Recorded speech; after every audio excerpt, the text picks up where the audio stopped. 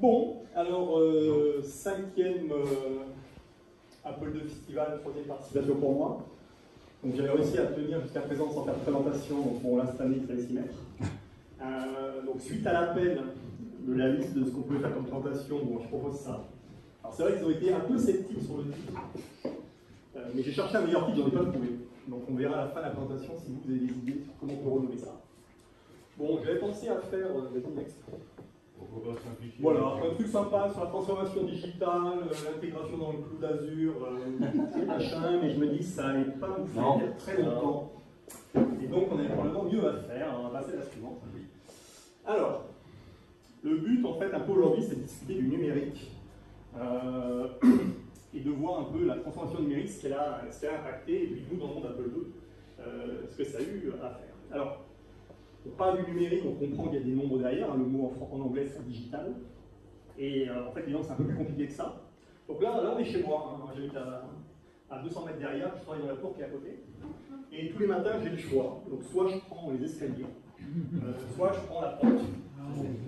Et ça déjà en fait c'est pour moi la meilleure définition un peu de ce que c'est le numérique, parce que finalement le numérique il s'oppose à l'analogique. Donc nous, on a un monde qui est essentiellement analogique, hein, c'est-à-dire que c'est des choses qui ne sont pas très propres, le nombre de points pour définir est important. Et bah, l'humain, il a tendance, lui, à rectifier ça pour mettre plutôt du numérique. Alors le numérique, c'est simplement une division, à la fois là, ici, en deux dimensions, mais ça peut être évidemment un peu plus, d'un monde qui est complexe. Donc autour de nous, les montagnes, les arbres, etc., on est plutôt dans ces formes-là. Et on va avoir tendance à vouloir mettre un peu des grilles partout. Donc finalement, c'est ça. Et le numérique, petit à petit, il va nous bouffer. Et il va changer tout ce qui est analogique, tout ce que nous, tout ce qui est naturel. Dans les choses, on met dans un petit carré. Alors après, l'esprit humain, lui, il aime bien mettre des choses dans les carrés. Hein. On aime bien mettre des cases. On dit qu'on va prendre des choses dans des cases, et c'est un peu ça aussi, quoi. Donc on va passer à la diapo suivante. Alors, la première partie du numérique, hein, pour comprendre, globalement, on a toujours travaillé sur des diapos qui était évidemment, pour moi, ce qui est de l'analogique, hein, donc c'est un film qui a été exposé, bon là on est en noir et blanc, ça sera peut-être en couleur. Et une diapo, elle n'a pas vraiment de définition, hein. On a beau zoomer, alors on considère à peu près qu'on arrive à séparer 4000 points, mais ça encore une fois, hein, quand on zoome, enfin, on voit bien qu'on arrive à quelque chose qui est flou à la fin. Et donc la meilleure définition de la numérisation, finalement, le fait de transformer ça en quelque chose de numérique, c'est d'appuyer une grille, et que finalement sur cette grille-là, dans chacun des carrés, on va devoir prendre une seule valeur. Alors là, évidemment, on est sur deux dimensions, hein, on est sur hauteur-largeur. Alors là, la grille du carré, on aurait très bien fait rectangulaire, hein, on n'a pas une obligation. Ce qu'on veut simplement, c'est que, au milieu de ce point-là, on ne sort plus qu'une seule information. Et évidemment, dans trois dimensions, on a largeur, hauteur, puis on a aussi une précision à l'intérieur, qui serait la précision des pixels, le niveau de couleur. Donc si on a Macintosh, on est plutôt en haut, hein, le Macintosh noir et blanc, donc on a le droit évidemment de sortir comme information que simplement 0,1, hein, donc noir ou blanc. C'est un peu l'image qu'on a en haut. Sur un Apple II GS, Atari ST, un Nvidia, on sort plutôt 16 couleurs, donc c'est vrai que c'est. Évidemment, on a tellement dégradé un pas, mais on a un peu plus d'informations. Si on est sur un PC, on sort 256 niveaux de gris, qui est le maximum sur un système RGB en 16 millions de couleurs. Mais encore une fois, on voit quand même qu'on a été obligé de tramer, donc on a dû traiter un peu, de transformer un peu la réalité, pour la faire rentrer dans ce qu'on appelle dans nos cases à nous. Et même les 256 niveaux de gris, c'est quelque chose qui est absolument pas lié à la réalité, hein. C'est un peu une limite physique qu'on a appliquée, en estimant que l'œil humain ne fait pas forcément une différence sur les 256 niveaux de gris. Après, les professionnels sont passés sur des niveaux un peu plus importants, parce qu'ils sentaient un peu les limitations. Mais dans le vrai monde, dans le monde analogique, on n'a pas du tout de limitation, enfin c'est pas du tout tronqué. Et nous, dans la volonté de transformer ça en nombre, évidemment, dans l'idée derrière, un, de le stocker, et deux, de le faire transformer par un ordinateur, on avait besoin d'un monde informatique et de mettre des limites pour sortir des nombres. Next. Alors, l'adoption du numérique, alors, pour le grand public, hein, là je ne parle pas de technologie, c'est à quel moment, en fait, le grand public a basculé dans ce monde-là. Alors, finalement, dès 82, on a tous eu en main un objet numérique qui était le CD, le compact disque. Nous, on a eu un très tôt chez nous, parce que mon père connaissait quelqu'un qui bossait chez Philips, et l'appareil avait un défaut visuel, il ne peut pas être vendu, mais c'était une petite coche. Hein. Et en fait, on a récupéré un très tôt à la maison, c'était dès 83, on avait des musiques classiques, c'était sympa. Mais c'est vrai que, finalement, c'était un disque qui était plus petit, c'était un peu plus sympa, mais c'était évidemment transformé en nombre, hein, ce sont des chiffres à l'intérieur, hein, c'est plutôt un micro-sillon comme on a sur le 33 Pro qu'on a là-bas. où en fait, finalement, la déformation de l'air, après, est récupérée sous forme de signal électrique, et après est regravée sur un disque. Là, on passait en numérique, c'était des chiffres. En 83, globalement, sur PC, l'adoption des tableurs, notamment plus à l'E3, fait qu'on délaisse les cahiers de chiffres. Hein. Là, on fait confiance aux ordinateurs dès 83 sur les chiffres. Alors, pour les photos, personne en 83 utilise son Apple II pour les photos de vacances. Hein. Ça sera beaucoup plus tard, même si c'est possible. Globalement, le grand public n'en prend pas forcément conscience. En 83, on récupère une carte téléphonique, France Télécom, donc c'est fini les pièces. Hein. Là, on a des chiffres qui se décrémentent en cramant des unités sur une carte téléphonique. En 89, moi je ne me rappelle pas de taper autre chose à écrire à la main, hein, c'était fini, quoi. Il y avait un Mac, il y avait une imprimante laser derrière, donc vraiment on avait Word, Macwrite, il y avait Word Perfect aussi, mais bon. Après ces années-là, je ne me rappelle pas écrire à la main, c'était fini, de toute façon on avait déjà basculé. Pour les entreprises, pour moi je situe à peu près en 95 le basculement de la messagerie. Donc Notes arrive et la plupart des boîtes françaises, même mondiales, en fait, commencent à installer ce genre de soft dans les entreprises. Donc moi j'ai connu, quand je faisais des stages, la navette courrier, avec la secrétaire qui venait chercher sur les bureaux, les courriers, qui redistribuait, etc. Bon. À partir de 95, chacun a un PC, ça arrive aussi à peu près à l'époque de Windows 75, même si Lotus Notes marchait sur Mac, sur OS2, façon d'autres sur d'autres machines. Mais globalement en 95, on a des micros d'entreprise, on a des serveurs, et les boîtes s'interconnectent. En 95, je pensais que là, on installe Notes sur les millionnaires, la plupart des banques étaient déjà passées. Bon, il y avait aussi évidemment Exchange en face, hein. Mais globalement en 95, toute entreprise d'une taille raisonnable a un système de messagerie et puis personne n'écrit à la main.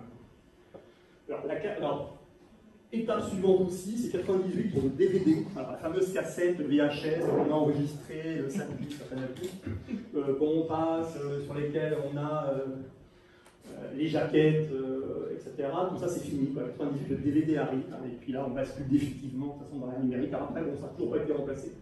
Donc on a des solutions supérieures au DVD, le Blu-ray, en fait ça n'a pas vraiment aujourd'hui. Le DVD reste là, et puis de toute façon les cassettes vidéo, à part dans les vides greniers, on n'en voit plus. 99, le téléphone portable arrive massivement, même s'il était un peu avant, et lui il est en numérique dès le départ, de toute façon, la question ne se pose pas trop. La musique enregistrée, qui était jusqu'à présent sous forme de cassette ou autre, disparaît complètement. Les trois pattes derrière, on a des iPods, on a des mécanismes pour enregistrer ça, et les gens commencent à basculer dans plein d'entreprises. Évidemment, les gens qui vendent des disques et des cassettes le prennent dans les dents. 2003, même si évidemment on peut faire un peu de numérique avant, globalement l'argentique s'arrête. Hein, on est tous passés sur les photos, sur les appareils photo numériques, les photos de vacances deviennent numériques. Alors les appareils sont pas encore capables de faire des vraies photos. Globalement, quand on part en vacances, on a plutôt une carte SD plutôt que de l'argentique. 2004, pareil, hein, les cartes routières qu'on déplie avec madame, ou même pour moi, je me rappelle, j'allais aux États-Unis, je devais acheter la carte routière, enfin, une partie de Los Angeles, ça c'est fini, quoi. On a son GPS, on a son TomTom, etc. Donc, là aussi, je pense que tout le business des cartes routières s'arrête, enfin, globalement. Je pense que là, il y a ça à droguer. 2005, très tard finalement, chez nous, la TNT prend le relais, donc c'est fini, hein, l'antenne qu'on essaye de tourner avec les trucs qui clignotent, avec les petits points, ils sont pas terribles, on essaye d'améliorer, c'est fini. Maintenant, on a des gros carrés noirs, donc c'est plus pratique, c'est plus technologique, on voit beaucoup moins, mais bon. 2006, on a aussi tout ce qui est billets dématérialisés qui arrivent. Donc là, Antoine avait changé son billet tout à l'heure. Son téléphone contient son billet SNCF. On peut aussi télécharger des billets de cinéma. Donc là, on n'imprime plus rien. Le fameux billet SNCF, mobilitaire, cette partie-là elle est finie aussi. Et puis, des derniers trucs qui résistaient, c'était les livres. Et là, l'encyclopédie, c'est terminé aussi. Hein. L'encyclopédie Universalis renonce à réimprimer ses bouquins, en carta, c'est fini, etc. Wikipédia récupère ça. Donc là, ils ont capitulé. Alors il y a plein de choses qui résistent encore, hein. La musique résiste encore, les gens qui étaient encore des vrais instruments. L'art résiste, les gens continuent à peindre, les métiers, il y a pas mal de choses qui résistent. La téléphonie n'a pas basculé terrestre, n'a pas basculé sur le numérique, on est dans son analogique, on entend les lignes à l'intérieur, et voilà. Donc on a un mouvement où beaucoup de choses vont être touchent. Alors tout ce qui est informatique vidéo, ça a toujours été nativement numérique, donc il n'y a pas eu de basculement.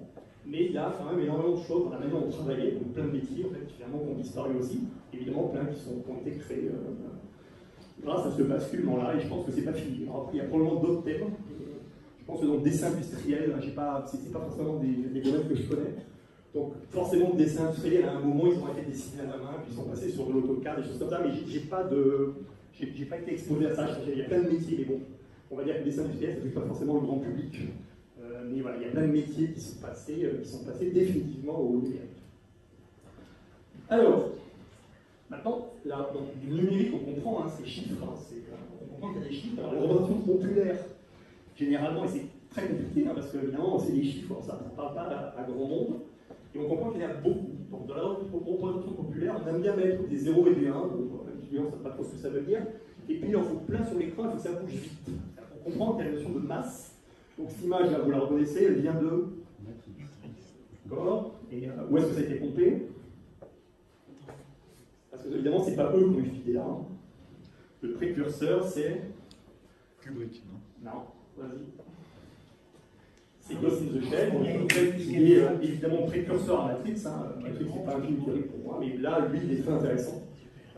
Donc dans l'intro de Matrix, dans la partie crédit, on a cette espèce de défilement. Alors c'est marrant parce que c'est toujours vert. Nous, ça nous renvoie à nos écrans un peu de vert. Hein. L'informatique, ça doit être vert. Le médical, c'est blanc avec une blouse. L'informatique, c'est plutôt noir, c'est vert, ça va vite. Donc on a l'idée qu'il y a plein de caractères. Alors ce qui est marrant, c'est que Matrix, dans la fin, dans les écrans de fin, ils ont des caractères japonais qui sont verts.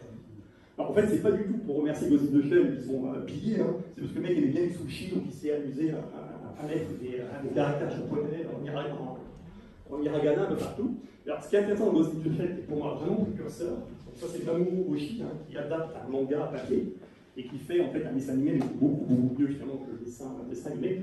On se rappelle d'aller voir le film qui est sorti avec Sarah Johansson, ça me paraît plutôt mauvais.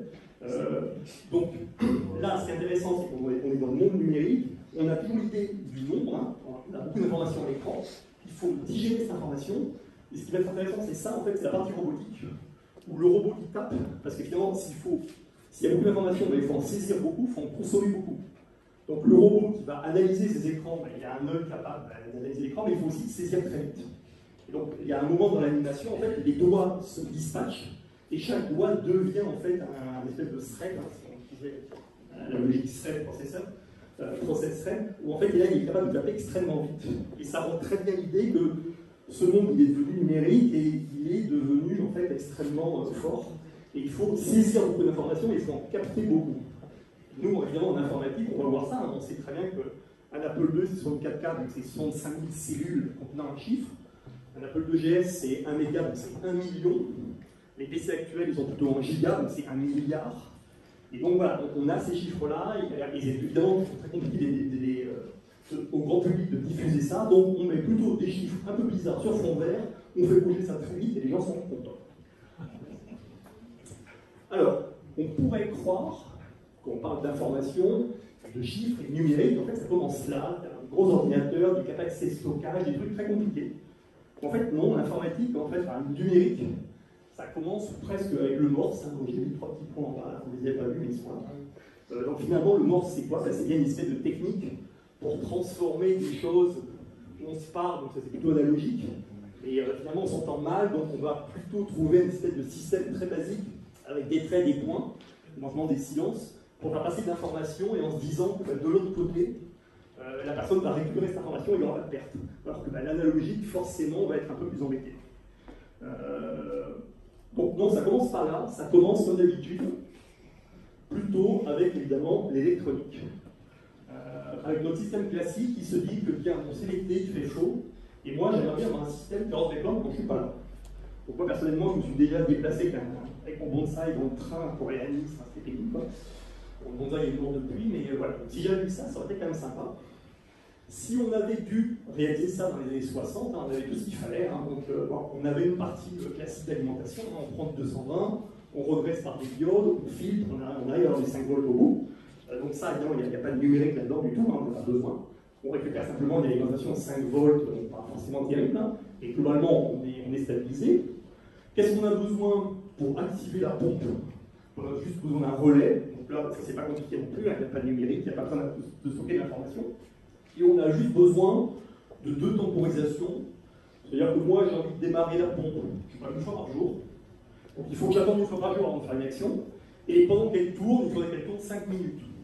Et ça, les temporisations, un simple circuit inversé, ça le sait faire. Hein. Donc globalement, on fait passer du courant via une résistance dans un condensateur qu'on charge. L'Apple II fait ça pour lire les joysticks. Hein. Pour lire un joystick, on fait passer du courant dans le condensateur et on voit le temps que ça a mis, et de là on déduit la position du joystick, donc en fait le niveau de la résistance variable du joystick. Donc ça marche très bien, il n'y a pas besoin de mettre un Arduino ou des millions de transistors pour faire un truc comme ça, donc c'est bien. C'est bien, mais il n'y a pas d'information. Ah non, il n'y a pas d'information, c'est vraiment quelque chose qui se fait tout simplement dans les années 60, vous pouvez faire ça, il n'y a aucun souci.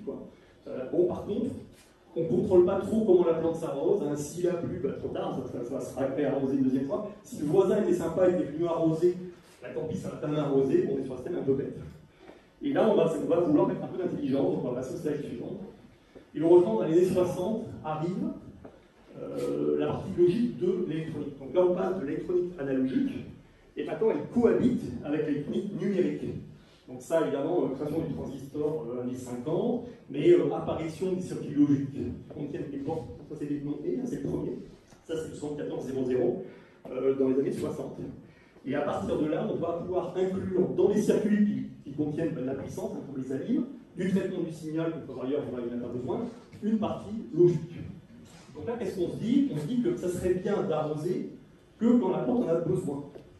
Donc globalement, qu'est-ce qu'on va faire? On va utiliser, alors, bon, la partie alimentation reste la même, la temporisation reste la même, le déclenchement est toujours un relais, mais on va se rajouter le fameux 24 heures d'attente.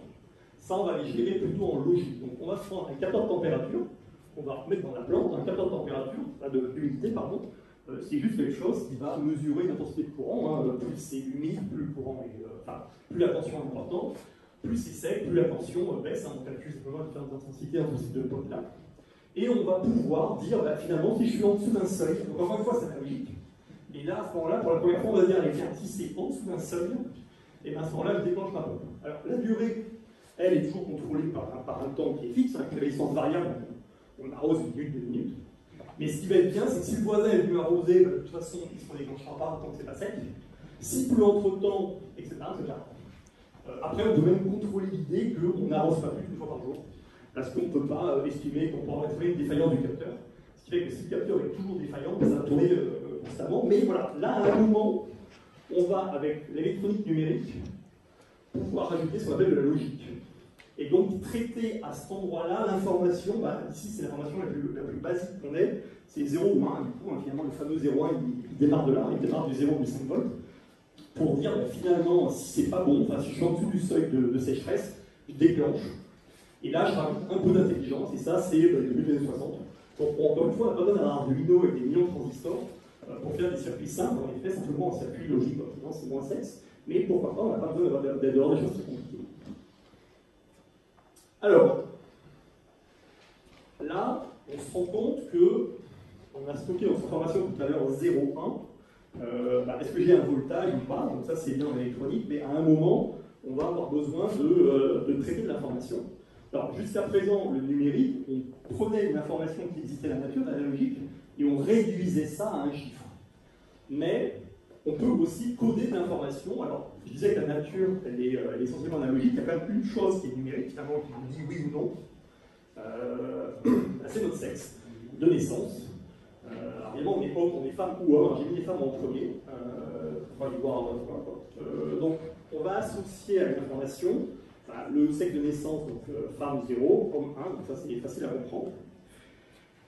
Et on va construire une information. Alors, et donc là, on a besoin de 1 bit pour stocker. Donc ça, c'est l'idée d'information la plus basique qu'on ait. Nous, finalement, notre identité, notre sexe de naissance, on a besoin vraiment d'1 bit pour le stocker. C'est vraiment un élément de base le plus simple. Et puis là, finalement, on s'intéresse avec qui on est. Donc là, on va l'écrire. Donc ça, c'est une femme qui est en couple avec un homme. Et puis de l'autre côté, c'est un homme qui est en couple avec une femme. Donc là, c'est un peu l'orientation sexuelle. On dit qu'il faut trouver un peu. Et donc ça, les gens sont contents. Les églises sont contentes, la moralité est contente. Mais nous, en tant qu'informaticiens, on sait que ça ne marche pas comme ça. Alors du coup, là, on a besoin de 2 bits.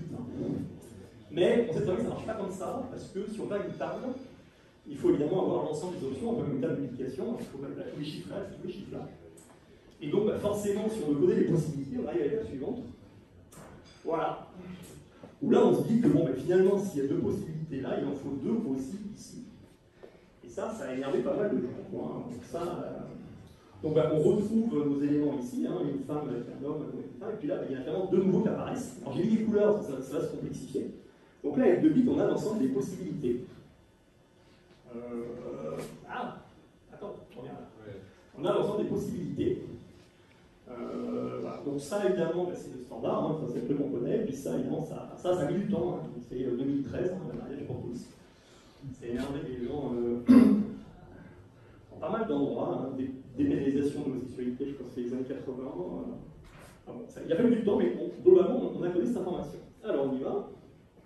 Alors, bon, on avait nos LG.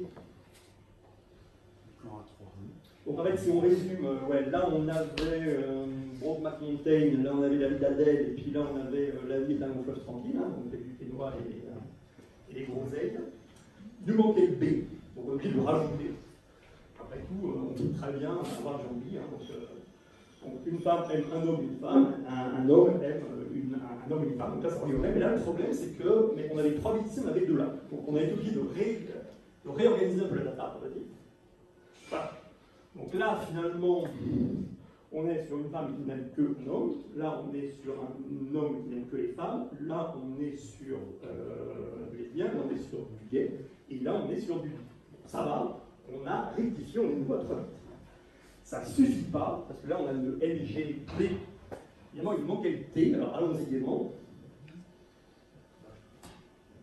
Voilà. Donc là, ça devient un peu compliqué.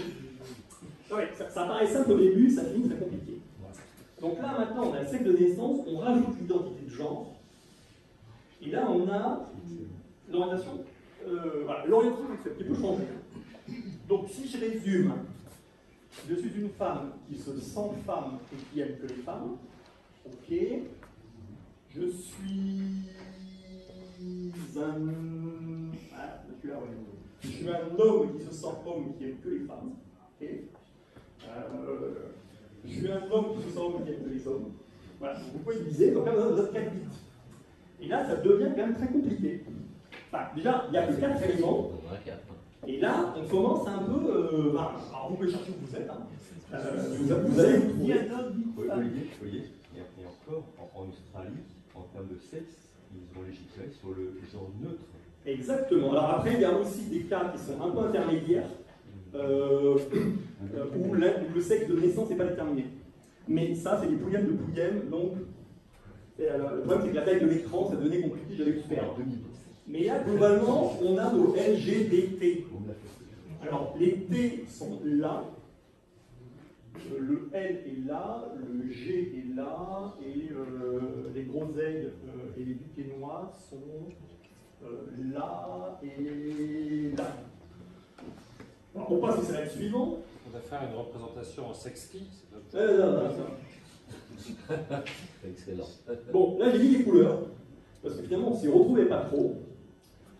Alors c'est bien parce que c'est un peu la région parisienne. Quoi. Donc là c'est plutôt le Marais. Là, là c'est plutôt Versailles, hein, là ils sont surreprésentés. Bon, le vert c'est le bois de Boulogne. Ça sera plus facile à vous rappeler. Hein. C'est donc, je suis un homme, mais je me sens femme, mais je suis plutôt que les hommes. Donc voilà, ça c'est le bois de Boulogne. On est en vert.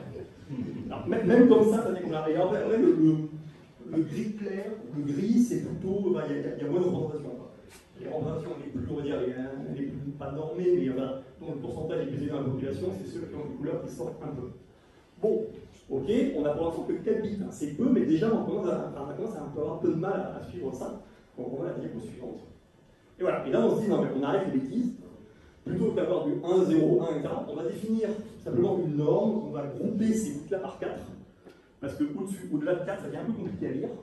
Et donc, ben voilà, donc, tout ce qui est 0, et donc là, ça devient ce qu'on appelle le code hexadécimal, donc tout ce qui a 4 bits devient un des éléments, on code de 0 à 9 jusqu'à F, et à partir de là, plutôt que de s'embêter qu'à des 0 et des 1, on va plutôt mettre des choses de 0 à F, et ça va être beaucoup plus facile à lire. Voilà. On passe au suivant, alors après, comment vous êtes. Alors, donc nos fameux bits, on les regroupe par 4, ça donnait un symbole hexadécimal, et on avait tendance à les ramener par 8. Donc 8 devient un groupe de 2 fois 4. Et donc finalement, d'une écriture qui est une suite de 8, mais qui existe, on la subdivise, rappelez-vous les œufs, on va les découper par 8, et après, chacun va devenir un des deux, et ça va être beaucoup plus simple. Donc, on écrit ça, c'est de toute façon complètement équivalent. Alors, les bits, eux, ils existent. Un lecteur disquette produit des bits.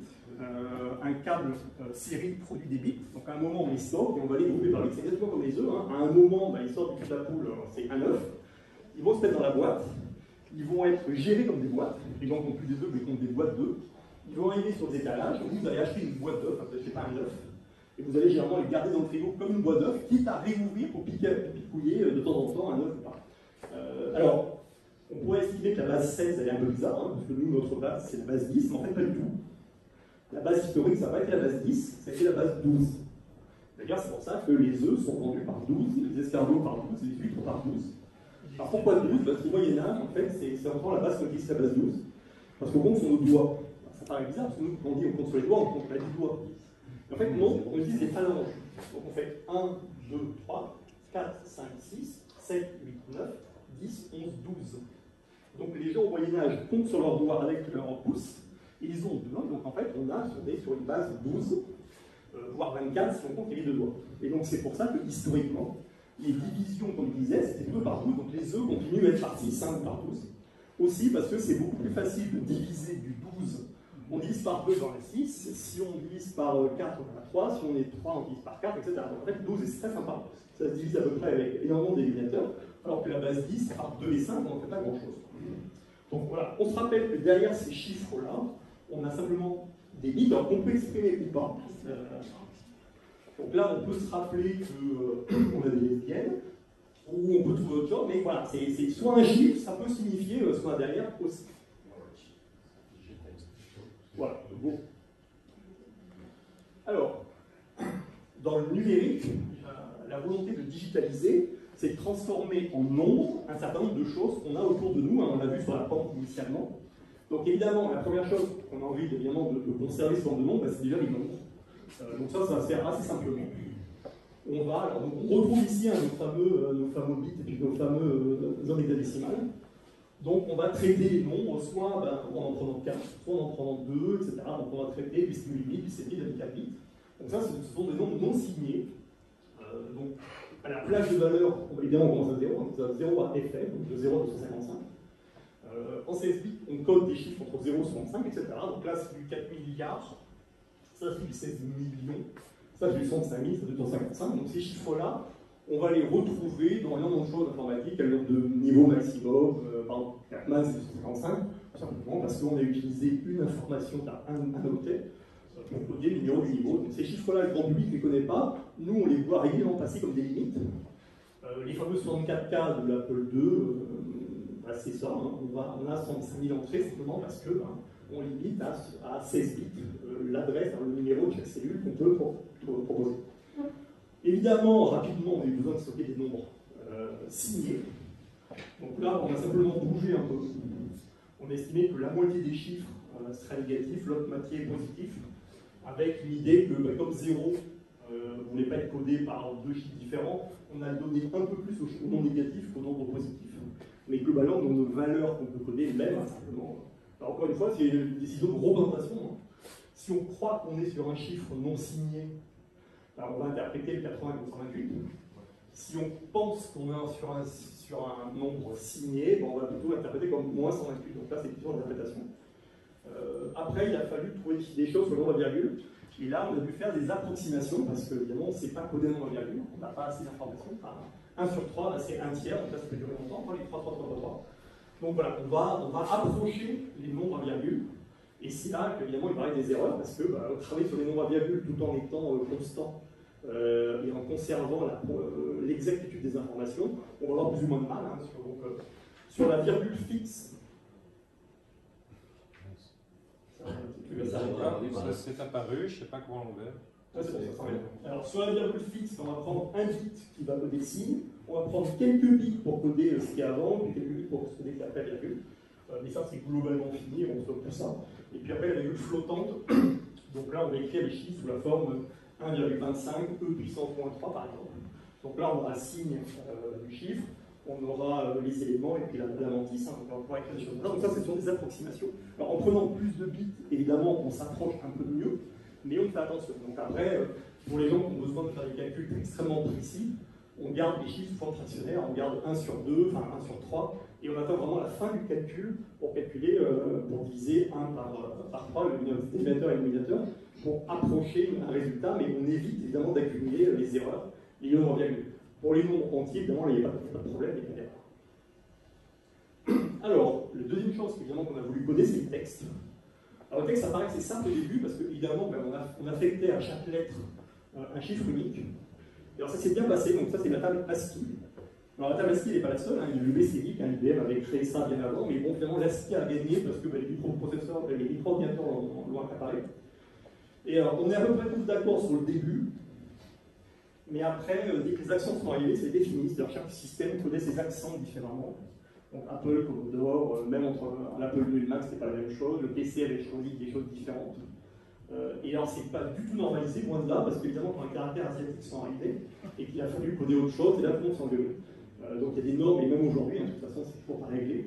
Donc, il y a des gens qui disent, ben non, on va mettre plutôt 16 bits pour chaque caractère, comme ça, on peut tout coder, 65 000 caractères, on a tous les caractères du monde, et c'est bien. Et puis, les gens qui disent non, parce que, comme notre historique est sur 8 bits, on a intérêt à continuer à garder 8 bits sur les caractères connus, dès qu'on a besoin de caractères pas trop connus, on va utiliser plus d'octets.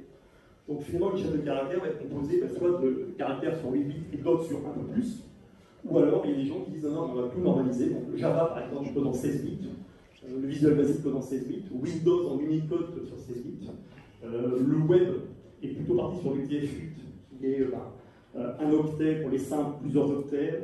LMDCS, qui est le truc chez IBM, pareil, il prend un octet standard et va augmenter le nombre d'octets pour les caractères un peu bizarres, etc. Donc c'est pour ça que quand on échange entre systèmes, qu'on passe de l'Unicode à l'UTF-8, de l'UTF-8 à l'ISO, je ne sais pas combien, généralement on se plante et donc on recevait des caractères avec des A0, tout capital.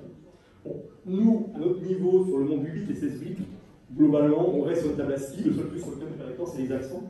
Parce que là, sur l'Apple II, on avait piqué quelques caractères de type crochet et autres pour mettre les accents français. Évidemment, les Allemands n'avaient pas les mêmes, les Espagnols n'ont pas les mêmes, donc voilà. Après, on est toujours un peu embêté. Globalement, tant qu'on ne met pas d'accent, on reste en majuscule minuscule, ça passe à peu près. Suivant. Alors, rapidement, ce qu'on a su coder aussi, c'est les couleurs. Donc une couleur, aujourd'hui, on a deux modèles. On a le modèle RGB. Donc là, on est plus sur le modèle où on mélange des couleurs. Donc on fait bouger le curseur. Et plus je mets du rouge, plus ma teinte sera rouge. Plus je mets du vert, plus la teinte sera verte. Plus je mets du bleu, etc. Et en bougeant le R, le G et le B, on arrive à voir toutes les teintes. Donc là, sur Apple IIgs, on s'autorise 16 niveaux pour chaque composante. Hein. Donc on est sur un triptyque de 4096 couleurs, hein, 16 x 16 x 16. Sur un PC aujourd'hui, on est plutôt 256, donc les fameux 256 niveaux. Donc là, 256 x 256, 256, on arrive à 16 millions de couleurs. Alors, si les trois niveaux, si les trois sont au même niveau, on est sur du gris. Si les trois sont à 0, on est sur du noir. Si les trois sont à fond, on est sur du blanc. Et après, on essaie de jouer. C'est vrai que le système RGB, il est un peu intuitif parce qu'on se dit que si on voit une grosse valeur sur le rouge, on a un peu plus de chances que ce soit rouge. Mais même ça, c'est pas super facile. Quand l'Apple IIgs qui arrive avec l'Amiga, la IS, etc., pour la première fois, on voit des couleurs qu'on n'a jamais vues avant. C'est-à-dire qu'on a 4 bits et 36 couleurs. Donc ces couleurs-là, on ne sait pas les nommer en fait. Hein. Donc ça, on se doute bien que ça ressemble à du bleu. Ça, ce serait violet. En fait, si chacun voulait donner une couleur à ces bits, à ces teintes qui sont toutes différentes, on ne voit pas. Alors c'est ça aussi la différence entre les 8 bits et les 16 bits, c'est que sur les 8, globalement, une palette, on arrive sur cette couleur à dire le bleu, bleu clair, bleu foncé, etc. Là, avec la 96, on n'a plus les noms. Alors sur PC, on arrive à nommer 256 premières couleurs. Genre, je sais pas, c'est caramel, cygne, enfin c'est des trucs invitables. Donc, la taupe. Voilà, il y a taupe, c'est des trucs. Si on te dit, on te donne le nom, tu veux trouver la couleur, des fois ça paraît un peu bizarre, mais bon, les gens ont arrêté. Donc on est plutôt sur un codage RGB. Après, le deuxième qui est aussi naturel, hein, qu'on a par exemple dans 2xPeg2, même assez tôt, hein, sur les 16 bits, c'est le modèle TSL. Alors TSL, c'est facile, enfin c'est facile. T, c'est la teinte. Donc on imagine le disque là. Et en fait, on prend un élément circulaire, c'est un angle par exemple, et chaque valeur a un numéro, donc je sais pas, on fait 360 degrés, donc ça c'est le 0, après à côté c'est le 1, etc. Donc là l'intérêt c'est que la teinte, deux valeurs de teinte très proches, on sait que les couleurs sont proches. Et là par exemple, si on considère que le 0 est là, ben 0 et 359, paradoxalement, sont très proches aussi. Donc quand on essaye de calculer une différence de teinte entre deux couleurs, on regarde évidemment la distance la plus courte par rapport au cercle. Donc ça c'est pratique. La saturation, c'est la distance de la couleur par rapport à son centre. Ça veut dire est-ce que la couleur est diffusée ou pas. C'est-à-dire que est-ce que je l'ai mis à fond, est-ce que j'ai vraiment beaucoup de bleu, ou est-ce que c'est du bleu qui est un peu en fait qui a pris le soleil. Et puis L c'est la luminance, donc c'est le dernier. C'est est-ce que ma couleur elle est lumineuse ou pas. Donc si je tends avec une luminance très faible, je vais vers le noir, et on voit qu'en fait qu'on a un code. Donc ça c'est la nuit tous les chats sont gris. C'est-à-dire que plus on va vers le sombre, plus les couleurs en fait se ressemblent. Et donc on a moins de couleurs vers le bas. C'est pas si là, hein, c'est bien, ça pointe bien. Toutes ces couleurs-là, bah, finalement la valeur est la même. Alors que sur le disque, si on va vers le centre, c'est le blanc absolu. Donc là c'est pareil, mais sauf qu'on arrive quand même à différencier. On a plus de différence de teintes sur les teintes colorées que sur les teintes sombres. Donc globalement, nous, pour nos ordi 8 bits, 16 bits, alors on a la Atari ST en 85 qui sort 512 couleurs dans sa palette, et on trouve ça super. Donc 8 rouge, 8 vert et 8 bleu. Après en 86, ça arrive le GS et l'Amiga, donc eux ils arrivent à 4096 couleurs. Donc là on arrive à 16 niveaux. Alors la différence, hein, c'est que par exemple, ces machines-là ont 16 niveaux de gris, alors que l'Atari ST n'aura que 8. Donc sur une image, même si les gars affichent 16 couleurs, la feuille de GS va faire mieux parce que lui, c'est 16 couleurs, il peut mettre 16 niveaux de gris. L'Amiga, par contre, il peut afficher 32 couleurs, ça n'a que 16 niveaux de gris. Donc finalement, bah, il aurait pu faire mieux. Donc du coup, eux font un peu mieux sur le noir et blanc. Et puis évidemment, arrive rapidement le VGA et puis même le Mac à l'époque. Alors là, les lumières, c'est le 356. Donc là, on arrive à ce qu'on a aujourd'hui. Hein, on est allé un peu sur le qui est les fameux 256 niveaux en RGB. Et là, on atteint 16 millions de couleurs. Alors, la communication nous dit que le humain ne fait pas forcément la différence. Après, on essaie de mettre les différentes teintes, les 256 niveaux de gris, quand même, on arrive à les voir, hein, c'est pas forcément très bien. Alors, la deuxième chose qu'on va stocker, c'est les palettes de couleurs. La palette de couleurs, c'est simplement un ensemble de couleurs, organisées comme on veut. Hein. Et l'intérêt de la palette, c'est qu'on peut appliquer à la même image 3 palettes différentes, et on aura l'impression d'avoir 3 images. Donc là, c'est le Watt Power à Bangkok, qui suit un jeu vidéo. Là, on voit le nombre de couleurs, d'ailleurs, c'est toujours un peu difficile. Si on voit une image, de déterminer à peu près combien il y a de couleurs. Là, il y a moins de 16. Là, il y en a un peu plus de 16. Là, c'est 16. Là, il y en a à peu près 19 ou 25. Voilà. Donc, si je stocke une image, mais je stocke 3 palettes, je suis quand même capable visuellement de donner aux joueurs, qui passent en jeu, l'impression qu'on a stocké 3 images. Donc, stocker des palettes, c'est intéressant. Alors, évidemment, c'est un ensemble de couleurs, il n'y a pas un codage particulièrement différent. Alors, le codage des images. Donc, l'image, on avait vu hein, sur le premier slide, hein, c'est un découpage par matrice avec au milieu du carré une couleur unique. Alors, on a toujours l'impression qu'une image, c'est en 2 niveaux, hein, enfin, c'est largeur-hauteur. En fait, non, c'est en 3 niveaux. C'est largeur-hauteur puis profondeur de couleur. Hein. On peut imaginer que plus on a de couleurs, plus évidemment, ici, on a besoin de bits pour stocker et coder la couleur. Donc c'est pour ça qu'une image 2D comme ça, hein, qui est un son de points, c'est largeur-hauteur, puis nombre de bits utilisés par pixel. Donc 1 bit de couleur, etc.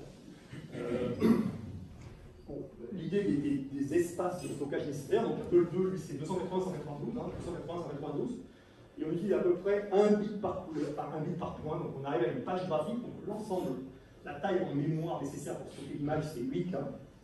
Le Mac en 84, lui, il passe carrément en noir et blanc. Alors, on est en 542, on est à 21K, donc l'image du Mac, c'est 21K portée. L'Apple 2G, Atari ST, eux, ils sont en 320-200, 16 couleurs. Donc 320-200, 4 bits, hein, donc 4 bits nous donnent, c'est comme tout à l'heure pour les sexes, hein, donc 4 bits nous donnent 16 possibilités. Donc les 16 couleurs à l'écran, donc là on est sur 32K.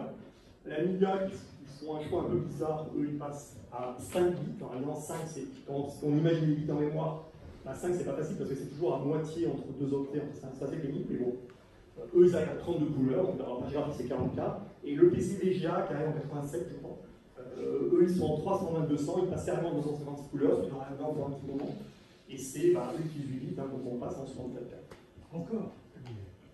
Alors 64K, c'est ça, mais c'est quand même cher. Un Apple 2GS, manipuler 64K data juste pour l'image en transformant, ça serait quand même un peu lourd. Le processeur a du mal. Alors en plus, si c'était simple, ça n'est pas forcément, l'organisation des lignes d'une image doit être soit linéaire, donc en fait clairement, c'est-à-dire que la ligne suivante, la ligne n-n+1 commence juste après la ligne précédente. Donc c'est un peu comme un livre, hein, où on aurait le texte qui s'apporte comme ça. Bon, évidemment, c'est pas le cas, c'est pas l'ordinateur, donc l'Apple II, c'est pas du tout le cas, c'est entrelacé. Donc l'Apple II, c'est une ligne tous les 8, quoi. Alors, pour manipuler des choses, ça complexifie, il faut bien avoir de l'ordre de linéaire. Et après, l'organisation des bits, c'est-à-dire les fameux 4 bits dont j'ai besoin pour stocker ce point-là. Alors le plus simple, c'est l'Apple IIgs, c'est le PC, c'est-à-dire qu'ils sont groupés. Donc quand je prends les fameux octets, j'ai deux fois deux éléments hexadécimales. Donc ça code 16 couleurs, donc c'est bien, c'est un point, j'en ai un deuxième, donc finalement un octet me code 2 points sur Apple IIgs. Sur le PC, j'ai besoin de 8 bits, donc un octet me code 1 point, donc ça c'est très bien. Hein. Là sur Apple IIgs, ces deux points-là c'est un byte, ça c'est le byte suivant, etc. Donc ils sont mis à côté. L'Amiga, eux, comme ils en ont 5, ils n'avaient surtout pas intérêt à les mettre ensemble, parce que sinon ça aurait pris 5 plus 3, il aurait fallu 2 sur le suivant, enfin on n'aurait jamais été en phase comme les deux boîtes. Donc là ils ont décidé, eux, en fait, d'avoir des zones mémoire différentes, et une zone mémoire code tous les points d'un bit. Donc en fait, pour stocker 5 plans, il faut 5 zones mémoire différentes. Et bah, je sais pas, le point là-haut a besoin de piquer un bit dans la première zone mémoire, un bit dans la deuxième, un bit dans la troisième, un bit dans la cinquième. Donc ça veut dire que sur Amiga, si je veux changer un point, et je veux mettre par exemple du 1F, dans une couleur à fond, bah, je suis obligé de modifier 5 zones mémoire différentes. Sur l'Apple II, quand je vais modifier un point, je vais modifier une seule zone mémoire, puisque de toute façon c'est un byte. Sur Atari ST, je vais entre les deux, histoire de faire simple. Ils ont décidé de prendre un bit tous les 16 bits. Donc en fait, on a 16 bits, donc on a 2 bytes, 2 bytes, 2 bytes, 2 bytes. Donc on a 4 fois 16 bits. Et on va prendre un bit sur le premier Word, un bit sur le deuxième, un bit sur le troisième, etc. Donc là, derrière c'est pareil. C'est entrelacé. Ça veut dire qu'en fait, il faut 4 paires, enfin, ouais, il faut 4 Word pour stocker un point, et pareil, il faut les piocher. Donc là aussi, ce genre de machine-là passe son temps, dès qu'il veut modifier un point, à aller modifier 4 zones mémoire, et ça leur fait consommer énormément d'énergie. L'Apple IIgs, il est beaucoup plus lent d'un point de vue processeur, mais par contre, il est beaucoup plus simple dans son codage. Donc paradoxalement, il va quand même plus vite. Alors le son, autre élément qu'on a su digitaliser très vite, le son, c'est la modification, donc là je parle dans un micro, donc ça fait vibrer quelque chose. Donc le son, c'est une courbe de mémoire, enfin c'est une courbe sonore. Donc ça monte, ça descend, donc là c'est compressé, hein, donc on voit ça, mais en fait il faut voir ça comme une sinusoïde. Alors plus c'est haut, plus il y a du bruit, mais en fait il y a un haut point. Alors résolution verticale comme ça, bah, la plupart des machines c'était plutôt 8 bits, hein, puisque 16 bits c'était du 8 bits. Donc on pouvait coder un son sur 255 valeurs. Le PC et CD-ROM arrivent avec 16 bits, donc aujourd'hui évidemment c'est sur du 16 bits, donc on a 65 000 valeurs ici à coder. Et ici en horizontal, ça dépend de la fréquence d'échantillonnage. À combien je prends un point, donc globalement sur du bas de gamme, on est sur du 8 kHz. 8 kHz, ça veut dire que pour une seconde, il me faut 8000 points. Si je veux du 11 kHz, que généralement ce qu'on a dans les jeux vidéo, hein, sur nos machines, en une seconde, je stocke 11 000 points, etc. Donc la qualité CD, 16 bits, 44 kHz, alors une seconde me prend 44K à peu près. Quoi. Donc évidemment, 44K par seconde, c'est quand même beaucoup trop pour les machines 16 bits qu'on avait. Donc généralement, tous ces modules, etc., utilisent plutôt du 11 ou du 22 sur du 8 bits, mais déjà une seconde de son, c'est 22K ou 11K. L'Apple IIgs, lui, il a sa mémoire sonore qui fait 64K, donc ça veut dire qu'à 11 kHz, on a droit à 6 secondes. Donc, alors, sur un jeu vidéo où on fait boum, paf, boum, bim, ça va, hein, 6 secondes, finalement, c'est long. Sur une vraie musique, bah, évidemment, ça ne tient pas du tout. Voilà. Et un petit dernier truc amusant, c'est qu'évidemment, ils sont mis d'accord. Il y a des gens qui ont considéré que les fameux bits là, soit le 0 était là, donc ça serait négatif, ça serait positif.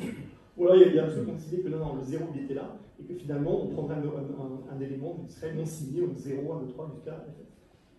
Sur Amiga et Atari ST, ils sont signés, donc ça c'est 0, moins et plus. Sur le GS, On met en 0 ici, et puis on est entièrement selon la machine. Mais bon, le son reste facile à coder, le problème c'est qu'il prend énormément de place.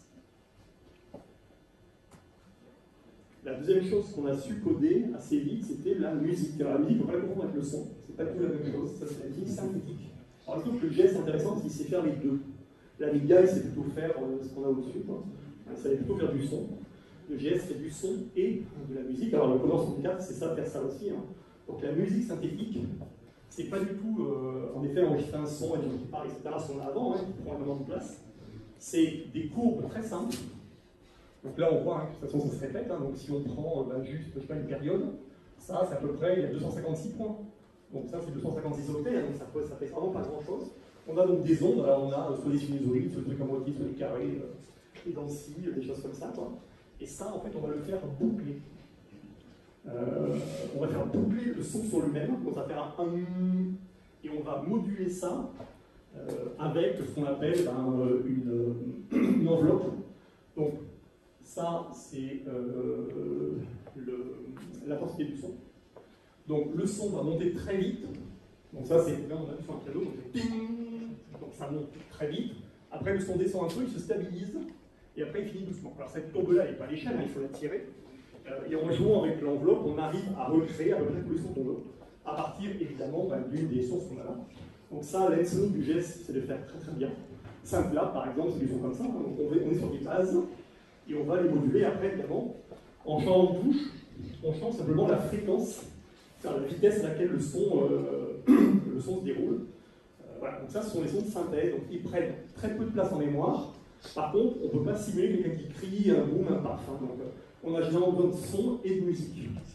L'Amiga a résolu son problème en prenant que des sons, en les échantillonnant, en changeant la fréquence, et c'est devenu les modules. Nous, sur le GS, on a la double possibilité, on peut faire des sons de synthèse, comme les synthés, et puis on sait aussi faire du son. Alors, un des derniers éléments qu'il a fallu coder, c'est quand même la recette de cuisine. Donc la recette de cuisine, c'est la programmation. Donc la programmation, généralement, inscrite dans un langage. Ça peut être haut niveau ou pas d'ailleurs. Ça peut être du basique, du C, tout ce qu'on veut. Après, il est assemblé. Donc ça ressemble encore à un truc qu'on sait à peu près lire. Et puis ça devient du code objet qui est stocké dans la machine. Donc dans la machine, on a ça. Uniquement ces chiffres-là. On a une bijection parfaite entre ces deux choses-là. Ça, en fait, ça correspond à ces trois éléments-là. Par contre, entre là et là, on a la complication qui va dans un sens, on ne peut pas aller en arrière. On peut pas aller en arrière, on perd des choses. On va perdre le nom des variables, on va perdre les commentaires, on va perdre l'organisation. Autant on sait passer de là à là facilement, ce qui fait la compilation, autant cette partie-là est complexe, et on peut imaginer peut-être 20 versions de sources qui pourraient donner la même chose. Donc, on arrive généralement, nous, avec les machines 16 bits, on travaille plutôt à ce niveau-là. Aujourd'hui, sur les machines qu'on a modernes, on travaille à ce niveau-là. On a quasiment abandonné la partie assembleur, le code objet, trop personne ne bouge. Après, de plus en plus, on est sur des systèmes qui, de toute façon, ne génèrent pas de code objet, comme JavaScript ou autres, qui vont, eux, être interprétés par une machine. Donc, cette partie-là n'existe pas, mais bon, les exés sur PC, enfin, les trucs un peu sérieux, enfin, besoin de puissance pour utiliser la machine, les programmes, notre navigateur, etc., marche encore évidemment selon ce système-là, on ne l'a pas abandonné. Alors l'organisation de mémoire d'ordinateur, elle c'est très simple, c'est un champ d'octets. Alors, la mémoire est divisée en bytes. Alors ça paraît simple à dire, en fait ça n'a pas toujours été le cas. Les premières machines IBM, c'était plutôt du 16 bits. Le module qui est sur la Lune, dont on a parlé récemment, l'organisation de mémoire, c'était du 15 bits avec un bit de parité. Mais bon, les micros ont gagné, les mini ont disparu, les mainframes ont disparu. Donc aujourd'hui, l'organisation de mémoire, elle vient finalement des trucs historiques, des Apple II et autres. Donc c'est une organisation en bytes. On est sur un octet à chaque fois. Et la taille de la mémoire va dépendre un peu de la technologie. Donc sur les ordinateurs 8 bits, on voyait que 65 000 octets. Donc on pouvait jouer dans 65 000 cases dans lesquelles on pouvait jouer. C'est un peu comme le sol ici. Avec les ordinateurs 16 bits, on est passé plutôt à 1 million. Un demi-million, 1 million jusqu'à 8, un GS qui va aller jusqu'à 8 mecs facilement. Dans l'ordinateur moderne comme aujourd'hui, on est plutôt en milliards. Donc là, on a 1 milliard de cases dans lesquelles on peut mettre des octets. Alors, sur les ordinateurs première génération, l'organisation de la mémoire tend à être plutôt fixe. C'est-à-dire qu'il y a des endroits où en fait, les choses sont fixes. Là, j'ai la page 0. Après, je vais avoir pile, que je ne vais pas bouger, après je vais avoir les pages texte, après je vais avoir les pages graphiques, il va y en avoir deux, donc là c'est Apple 2, hein. Après il va y avoir des hommes qui sont la Rome maintenant, ou des choses réservées pour cette situation. Et donc finalement le programme, nous, ce qu'on écrit, on essaie de trouver des endroits où on peut le coller, quoi. Ça c'est vrai pour les 8 bits, à partir des ordinateurs 16 bits, c'est plus vrai. C'est-à-dire qu'on a quelques registres qui nous disent où sont les pages graphiques qui peuvent être complètement, qui peuvent bouger. Là, la pile peut bouger, et en fait on ne sait pas du tout où on est.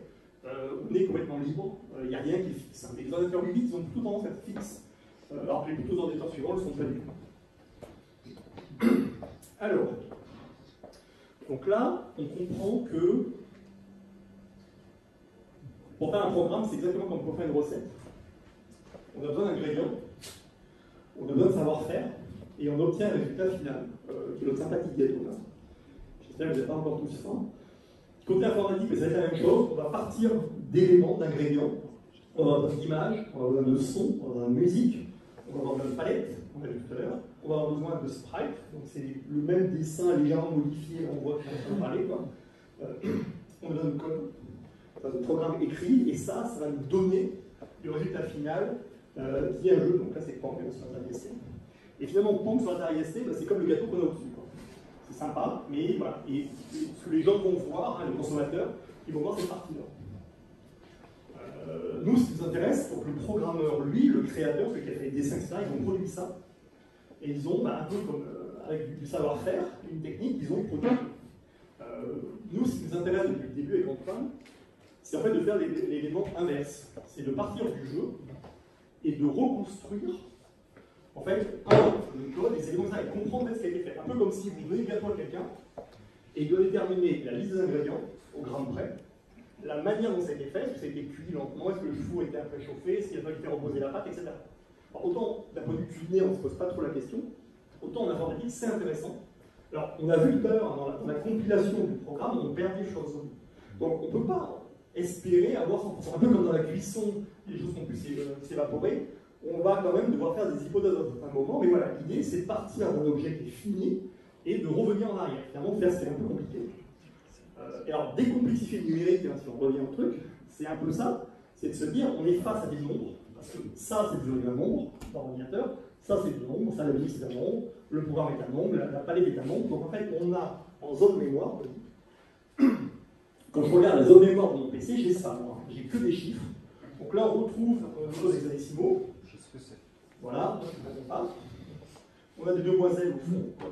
Mais voilà, c'est tout, quoi. Et en fait, face à ça, on est assez démunis. Alors, quelqu'un, on va jouer, hein, ça vous dit quelque chose, ça vous dit? Pourquoi tu t'as connu de moi hier quand je le faisais? Non, toi tu réponds pas, j'ai dit. Toi tu appuies sur le bouton.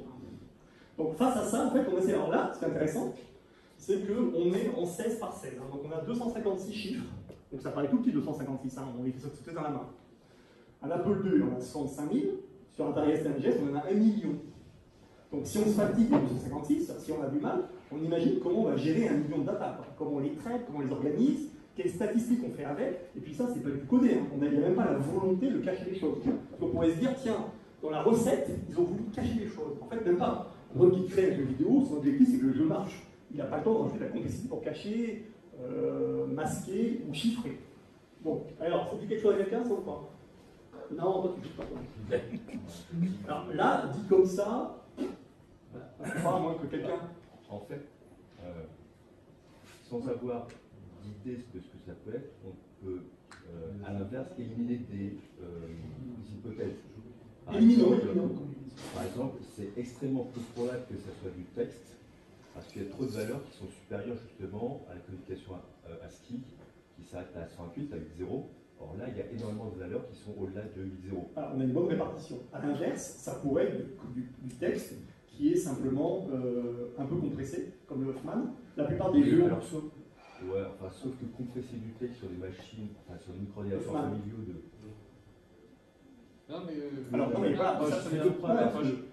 Le temps passé à décoder, la routine d'étalage, de décompression, ainsi de suite, c'est tellement disproportionné par rapport au gain qu'on a retiré en mode texte pour le peu de texte qu'il y a dans le jeu. Alors, justement, c'est assez intéressant, tu vois, c'est que sur des jeux comme Mortal Manor, jeux comme ça, le texte n'est pas en clair, le texte est compressé. D'accord. Donc c'est vrai que quand tu essayes, c'est pour être ce que tu veux faire, c'est quand tu veux traduire un jeu, tu vas essayer de regarder ces codes-là, mapper du texte, et après tu ne le trouves pas le texte. Donc c'est ça qui est amusant, c'est que moi je suis d'accord avec toi sur cette aspect-là en disant bien la décompression va coûter cher, mais paradoxalement, la place mémoire étant limitée, ils ont quand même gardé la compression. D'accord. Mais je suis d'accord sur la Encore une fois, c'était une hypothèse, et puis il y a l'aspect statistique. Voilà, c'est peu proche, mais effectivement, il peut y avoir des cas particuliers. Bon, on ne va pas passer 2 heures là-dessus, de toute façon, donc ce qu'on comprend, c'est que c'est un peu inextricable, quoi. Pierre, t'as l'idée? Si, quand même. Ouais, vas-y. Une deuxième hypothèse, mais là pour le coup, ça nécessite déjà une assez bonne connaissance des mnémoniques, des instructions du processeur 6502. C'est retrouver en fait des motifs. Si par exemple j'étais sur un processeur 80 que je connais beaucoup plus, si je voyais des 21 quelque chose, des C9, je saurais qu'il s'agit des instructions LDHL, des réponses cycliques. Là, j'ai pas ça. Il n'y a pas beaucoup de mnémoniques. Ouais. Oui. Donc là, en fait, on a une bonne répartition. On n'aurait que des zéros, on n'aurait rien à dire. On demande à Pierre? Oui, c'est sûr. Alors Pierre, dis-nous quelque chose. Non, c'est simplement, j'essaie de me retrouver la mémoire de ce que je faisais il y a une petite cinquantaine d'années. Ça veut dire ça. On repère aussi, non parce que la première chose que j'ai fait pour avoir de la place, j'ai décroché le dos. Oui, d'accord. Il fallait comprendre ce qui se passait dans le dos, où ça commençait, etc. Et donc, je crois me souvenir qu'on repère aussi des adresses mémoire. Exactement. Voilà. Après, la question, c'est où elles commencent, en fait. Hein? Où elles commencent et où elles finissent. Quoi. Voilà, parce qu'on repère des groupes d'octets qui sont des adresses mémoire. Ouais, alors, là, on triche un peu, parce que ça tombe pas du ciel. Si on l'a récupéré, c'est qu'on savait quand même où on l'a récupéré. Voilà. Donc, déjà, l'information qu'on ne donne pas, donc déjà, on l'a récupéré, on la récupère sur Apple II. Donc là, ça nous aide énormément parce qu'on sait que c'est peut-être du 6502, que l'organisation graphique de l'Apple II, on le connaît. Donc si on doit essayer de réfléchir en termes d'image, on va challenger le résultat des images. Le son, on sait qu'il n'y en a pas. Donc on ne va pas chercher forcément du son, il peut y avoir de la musique, il peut y avoir du texte. Les caractères sur l'Apple II, ils sont les caractères ASCII, mais ils sont différenciants si on les envoie sur l'écran graphique. Ils ont le bit le plus à gauche à 1. Si on veut qu'ils flashent, ils sont encore différents. Si on veut qu'ils soient en inverse, ils sont encore différents. Donc il faut aussi tester. En fait, il faudrait se mettre à côté la version texte avec toutes les possibilités, comme ça, s'il n'y a pas le texte qui ressort, ça permettrait d'éliminer le texte. Après, 256, c'est tout petit pour une image, parce qu'on sait qu'une image, c'est 8K à peu près. Donc là, on aurait 3 lignes. Quoi. Mais ça, si on l'a chopé, c'est pour la récupérer quelque part. Appuie. Voilà, donc déjà, il faut savoir en fait où on l'a récupéré. Et ça, dès qu'on a ça, en fait, on sait tout de suite où ça vient. Enfin, on a énorme. Enfin, là, ça clignote. Hein. Voilà, donc ça, en fait. Ça, on Apple II, parce que ça ne veut rien dire sur votre machine, ça veut juste dire que ce code-là, c'est le code de la carte qui est dans le site officiel.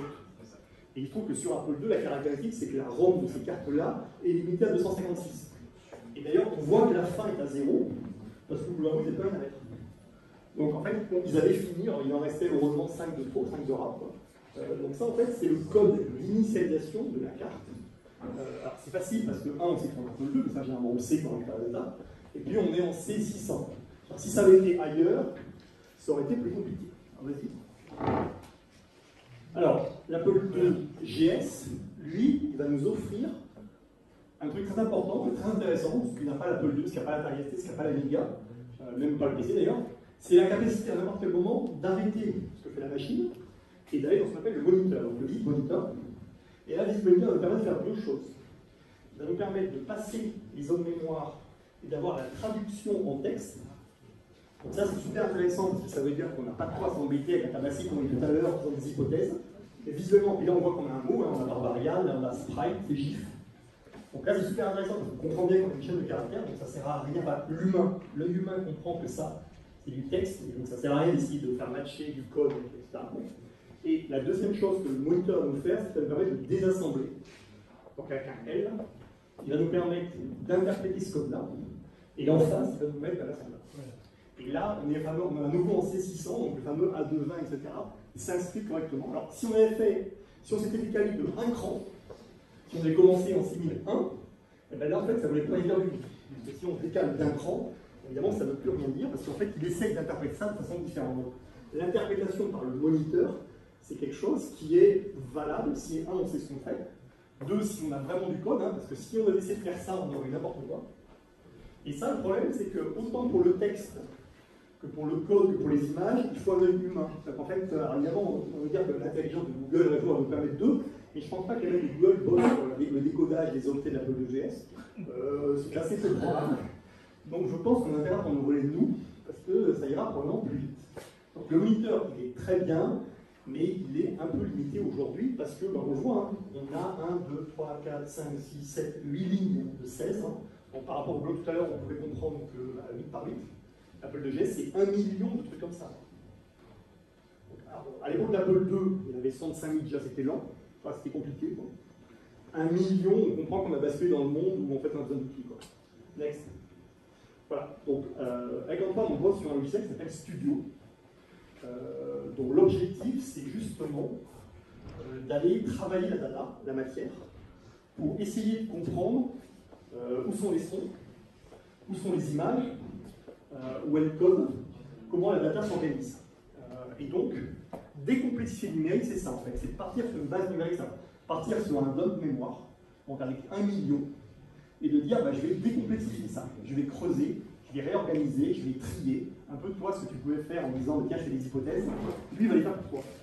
Et il va aller beaucoup plus vite, et il va t'aider petit à petit à éliminer les éléments. Et là, on va trier, on ne trie pas sur 1 milliard, parce que aujourd'hui le PC n'est pas intéressant, mais sur l'Apple 2GS, de la média, de la Atari ST, où on est en millions, ou même l'Apple 2, on est en 65 000, ça c'est intéressant. Et on va faire des hypothèses, sur le son, on retrouve les hypothèses de fréquence, sur le graphique, on retrouve les hypothèses de résolution, sur le code, on retrouve les hypothèses de processeur, parce que si je désassemble du 65 816, c'est pas la même chose que du 6502. Il faut savoir si je suis en 8 bits, en 16 bits. Là, par exemple, mon son, est-ce que je suis en signé ou en non signé? Parce que forcément, on va avoir la même chose. Donc voilà, donc cet outil-là qui s'appelle Studio, qui n'est pas complètement fini aujourd'hui, mais qui est bien, nous permet de prendre du numérique provenant de n'importe quel micro-ordinateur, d'une bande d'arcade par exemple, provenant d'un Atari ST, d'un Amiga, d'un Apple II, enfin, ce qu'on veut, et de travailler cette data pour, avec évidemment l'intelligence humaine au milieu, pour sortir la donnée et la réorganiser. Donc, ouais. C'est effectivement excessivement important d'évoquer l'intelligence humaine qui nous intervient là-dedans, parce qu'il y a tellement de cas spéciaux effectivement, qui ont constitué des écueils pour comprendre correctement justement ce qui a été codé. J'ai deux exemples qui me viennent en tête parce que j'y ai été confronté plus ou moins il y a plus ou moins longtemps. Là, je suis en train de travailler sur une petite fonction de compression, mais donc ma codification à moi sera extrêmement propriétaire, extrêmement personnelle. De fait, il sera impossible même à quelqu'un voilà, enfin en tout cas un automate surtout, d'arriver à imaginer quelle a pu être la représentation choisie. Donc ça sera qu'un humain qui pourra, par déduction, arriver à trouver ce qui sera déjà très compliqué pour l'intelligence humaine. Un deuxième exemple. Et surtout la fréquence qui va être très faible, parce qu'on va le retrouver dans très peu de programmes. Exactement. Exactement. Le deuxième exemple, il est tiré des ROM du Canon X7. Ouais, j'en ai un. Avec, par exemple, des séquences de... je charge le même registre, 10 fois de suite, mais avec des valeurs différentes. Ouais. Et tu dis à quoi ça sert, quoi. Et tu dis, quel que soit l'endroit où je me branche, finalement, disons que ça sera le dernier chargement qui va remplacer tous les autres. Donc ça n'a pas de sens. En revanche, si tu vois que la routine qui va quelque part dans cette séquence d'octets qui charge le même registre, en fait, pointe un octet plus loin que le code d'instruction de ce chargement de registre, tu te rends compte en fait que ça donne une autre instruction d'un autre chargement, d'un autre registre. Et c'est comme s'il y avait un state séquenceur où en fait ce que tu fais va changer tout le temps. Ouais. Et donc il y a encore une fois, pour l'esprit humain, c'est pas déjà très aisé à comprendre, mais pour un automate, d'imaginer ça, il faut effectivement lui avoir fourni cette heuristique, de cette connaissance, sinon effectivement il ne peut pas la dominer. Moi je vois dans le désassemblage de code dans le PC par exemple, où on a quand même besoin d'un humain. L'automate ne va pas loin. C'est ça. Il y a un moment, il faut l'aider. On lui donne des éléments. Enfin, il fait plein de choses, on lui permet de sauver un petit truc. Et la complicité de résolution de choses comme ça serait énorme. Donc, après, ce qu'il faut dire aussi, c'est que le développement des jeux sur Atari ST, l'Amiga, l'Apple 2GS n'ont jamais été normés. C'est-à-dire que les équipes étaient différentes, les normes n'existaient pas, chacun faisait ce qu'il voulait. Donc, chacun faisait la compression qu'il voulait. Alors, contrairement sur console, où il y a des types de développement qui étaient standardisés, où tout le monde utilisait la même méthode, les mêmes outils, donc globalement produisait le même genre de code. Et donc c'est vrai que le développement console et arcade est beaucoup plus facile à redésosser. Alors que le développement micro est très compliqué, parce que c'est des 20 avec des moyens du bord, et qu'on va tomber sur des gens qui vont créer leur propre langage, leur propre compilateur, leur propre méthode de compression. Alors évidemment, l'entrée, la sortie, c'est le hardware de la machine, donc ça ne bouge pas. La manière de stocker, bah, c'est des bytes, hein, c'est ce qu'on voit, c'est des octets. Et entre les deux, nous, on doit passer derrière parfaitement ce qu'ils ont fait. Avec deux logiques, soit on s'attaque directement à l'image disque, c'est-à-dire aux données sur la disquette, soit on travaille plutôt en mémoire. Alors, généralement, on mixe les deux. Mais ça, c'est la partie qui permet de travailler sur la partie mémoire, parce qu'on passe au-dessus de la décompression, le fait que les crackers sont échanger des choses, etc. Les ice packs sur Atari ST, c'est recompresser des choses. Donc au moins une fois que c'est en mémoire, c'est décompressé, on travaille qui sont beaucoup plus facilement. Voilà, donc ça c'est Studio. Alors Studio, j'ai travaillé dessus notamment tous les études que je mets là. Vous voyez, à l'époque je bossais là-dessus. Hein. J'étais en train avec mon PC, je travaillais, mais bon. Il fait de l'Apple 2, ouais, je faisais de l'Apple 2, hein, je faisais Studio. Alors soit on a du temps et je fais une petite démo, soit on n'a pas de temps et on s'arrête là. Qu'est-ce que nous disent les organisateurs? Quelle heure est-il? Est-ce qu'on est prêt? On mange? Ok, on mange, et si vous voulez, vous pouvez le faire. Des questions?